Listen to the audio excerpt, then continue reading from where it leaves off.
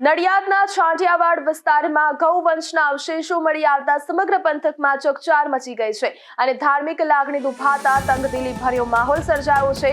ઘટનાની જાણ થતાં જ હિન્દુ સંગઠનોના કાર્યકરો ઉમટી પડ્યા હતા, જ્યાં સીસીટીવી ફૂટેજમાં શ્વાન અંગો ખેંચી લાવતો દેખાતા સ્થાનિક કાઉન્સિલર પરાગભાઈ અને હિન્દુ ધર્મ સેનાના રાજનભાઈ ત્રિપાઠી વચ્ચે ઉગ્ર બોલાચાલી થઈ હતી। રાજનભાઈએ આ વિષય હિન્દુત્વનો છે, તમે વચ્ચે ના પડો તેમ કહી આક્રોશ વ્યક્ત કર્યો હતો અને શહેરમાં વારંવાર બનતી આવી ઘટનાઓ સામે કડક કાર્યવાહીની માંગ કરી હતી। હાલ નડિયાદ ટાઉન પોલીસે ગુનો નોંધી સીસીટીવીના આધારે ગૌવંશની હત્યા કરનાર તત્વો સુધી પહોંચવા તપાસ તેજ કરી છે।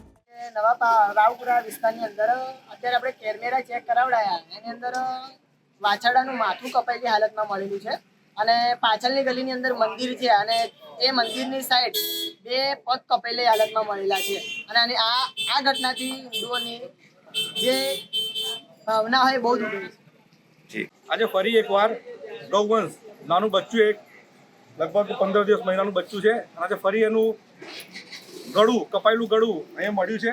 સીસીટીવી કેમેરામાં ચેક કર્યું તો અહીંયા સુધી તો કૂતરું લાવ્યું એ વાત દેખાય છે કેમેરામાં, પણ જ્યાંથી લાવ્યું ત્યાં બે પગ પણ પડ્યા છે।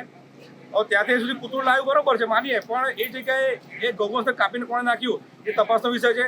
અઠવાડિયામાં આ ત્રીજું ગૌવંશ કપાયેલું આ રીતની હાલતમાં મળ્યું છે નડિયાદમાં। વર્ષની આ 9મી ઘટના છે। તો બસ પોલીસ તમે બોલે છે, નડિયાદ ટાઉન પોલીસ અધિકારી પણ અહીંયા ઉપસ્થિત છે, એ લોકો આવ્યા છે, તપાસ કરે છે અને અમે અરજી આપીએ છીએ અને અરજીના આધારે પોલીસ તપાસ કરશે।